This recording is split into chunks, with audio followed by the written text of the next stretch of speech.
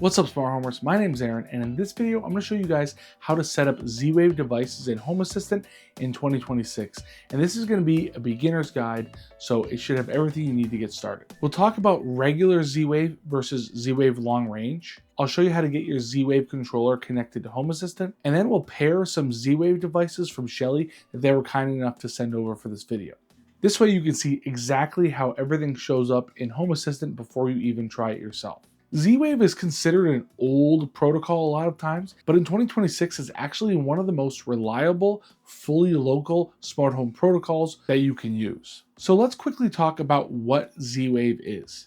Z-Wave is a low-power, sub-gigahertz wireless protocol designed specifically for a smart home. Because it runs at a lower frequency than other protocols like Wi-Fi or Zigbee, it tends to have a much better range and wall penetration, although this comes at the cost of slightly lower speeds. Now, Z-Wave is a regulated standard unlike Zigbee, so devices have to meet a very rigorous set of requirements in order for them to be certified by the Z-Wave Alliance. This means that practically any Z-Wave device should work with your Z-Wave controller. So now let's talk about regular versus long range.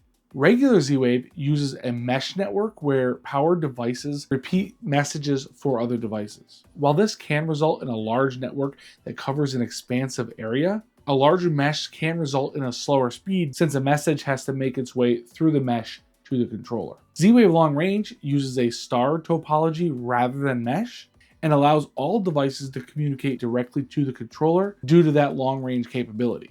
This results in a much faster response time, and this is what most modern Z-Wave devices now will be using. Now let's go over the hardware requirements. Before I do, if you don't know what Home Assistant is, then the rest of this video isn't going to make any sense to you. Home Assistant is a smart home platform, and if you're not using that, if you're using Google or Amazon or another platform, this video does not apply to you at all, and the rest of the video just won't make any sense. I suggest that you look at some of my earlier Home Assistant for Beginners videos before you watch this one. To follow along, you're going to need three basic pieces of equipment. You're going to need a Home Assistant hub running Home Assistant OS, a Z-Wave adapter, and one or more Z-Wave devices that you want to control. For a hub, I'm using a Home Assistant Green, which is a great piece of hardware developed by Nabukasa, which are the people behind Home Assistant. For a Z-Wave adapter, which is sometimes called a dongle or a coordinator, there are actually a ton of different options, but I'm going to use the latest one developed by the people at Nabukasa, the ZWA2.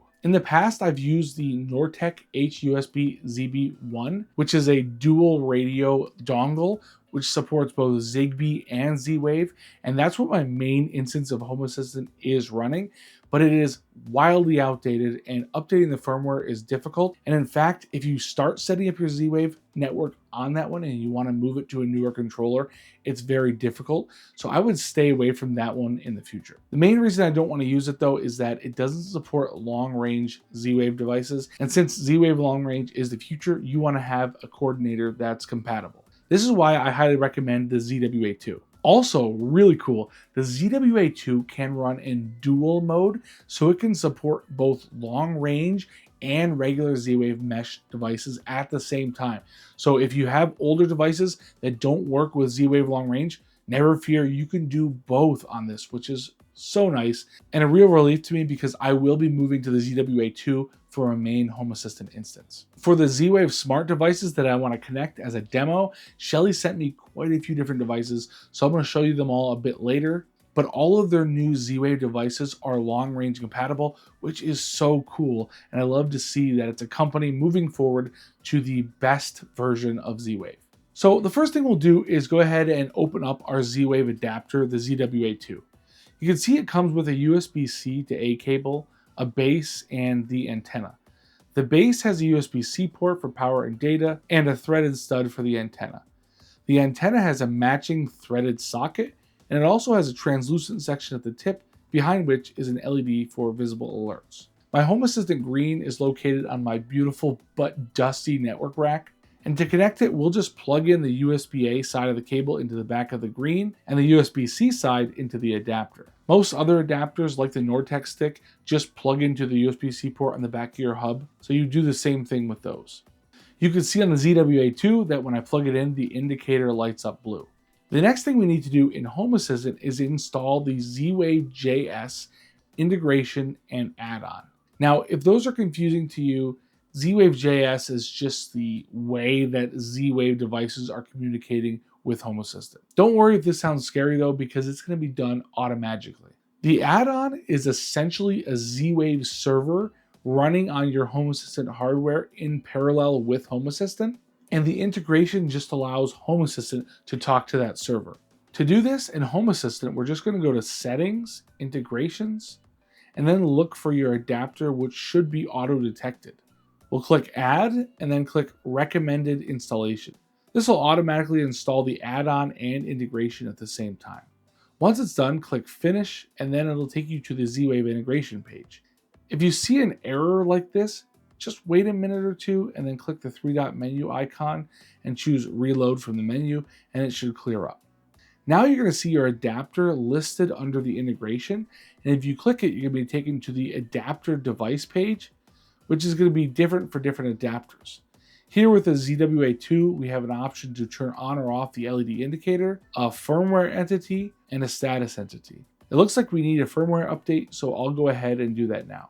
Now, not every adapter is going to allow you to do firmware updates in Home Assistant, and some of them you have to plug them into your computer, or even worse, you have to flash them manually. It can be a pain.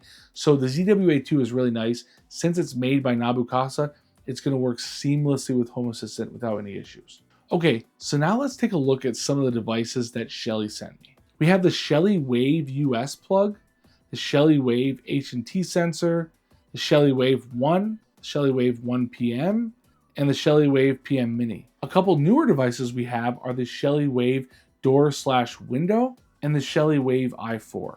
The word Wave in the name of these devices indicates that they're Z-Wave devices, and these are all specifically Z-Wave long-range devices, which is the most modern version of the Z-Wave protocol, as I mentioned. We're going to add a few of these to Home Assistant just to show you the process, and also to show you what Z-Wave devices look like in Home Assistant. As a side note, if you haven't used Shelly devices before, I highly recommend you check them out. They are really friendly with Home Assistant, and they're all about local smart home control, which is amazing. And if you guys are interested in Shelly, definitely get subscribed, because I'm working on a video where we look at a bunch of their products and kind of look at their brand as a whole. In Z-Wave networks, we call adding a device inclusion, and we call removing a device exclusion. There are two ways to add devices generally, and these are Smart Start and regular. Regular Z-Wave inclusion means you put your hub in pairing mode, and then you put your device in pairing mode, and this varies widely based on manufacturer's instructions. Sometimes it's pressing a button 3 times, sometimes it's holding a button. There's all different ways to put a device into pairing mode, and this is the regular method of adding a device. Now, sometimes it works smoothly and sometimes it doesn't, and then you have to remove the device and add it again. Smart Start lets you scan a QR code first and then power the device, and it automatically gets added with no button pressing and more reliable security. However, not all devices support Smart Start, but a lot of the newer ones do. Since these Shelly devices support Smart Start, let me show that first, and then we'll do the regular method. Smart Start requires you to use your phone to add the device because it requires scanning a QR code, although you actually can apparently add the device using a typed out code, but I'm not going to go over that method. So Smart Start, use your phone. Regular, you don't need to use your phone. First, tap Settings, Devices and Services, and then scroll down and tap the Z-Wave integration. Then tap the Add Device button, and this will bring up a QR code scanning page. Keep power off to the device and then scan the QR code.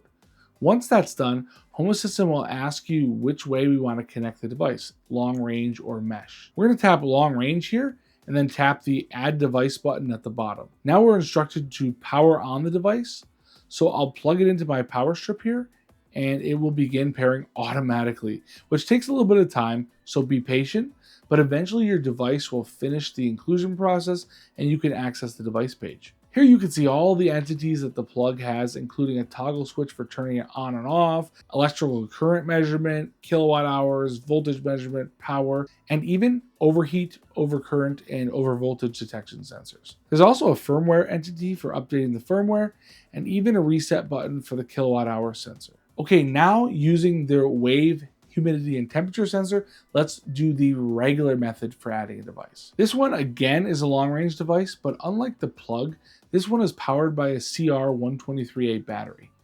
On your computer or phone, click Add Device from the Z-Wave integration page, and then click Search for Device. If using the mobile app, you're going to need to tap More Options first, and then tap Search for Device. Once done, your Z-Wave adapter is now in inclusion mode and is ready to add devices. Now, you're not going to see an option to choose between Z-Wave Long Range and Z-Wave Mesh, and that's because Z-Wave Long Range devices can only be paired via Smart Start. That is part of the Z-Wave standard and is not something that Home Assistant developers chose. Now we need to put our device into pairing mode following the manufacturer's instructions. According to the instructions for this device, once we put the battery in, we need to press and hold the button inside until the LED turns blue, and then press and hold it again until it begins flashing. Once we do this, the device will be discovered, and Home Assistant may prompt you for a security pin. That pin can be found either on the device itself or in the product documentation that came with the device. That pin is unique to that device. This actually leads into the topic of Z-Wave security, so I think it's worth talking about here. Most modern Z-Wave devices support what's called S2 security, which requires a PIN during inclusion and adds that extra layer of protection, helping prevent unauthorized devices from joining your network. Now, not every Z-Wave device supports S2 security, although almost all of the modern ones do. And you can actually choose to include it without S2 security, meaning it's a little bit less secure, but generally it's recommended to add it with S2 security whenever it's available. Also, Smart Start uses S2 security automatically if the device supports it, so instead of manually having to enter a PIN, it's automatically handled when the QR code is scanned. Now Home Assistant will finish adding the device and allow you to name it and assign an area. Once you save, it'll take you right to the device page. Here you can see that we get air temperature and humidity sensors, a firmware entity, a couple other Z-Wave related entities, and a battery entity.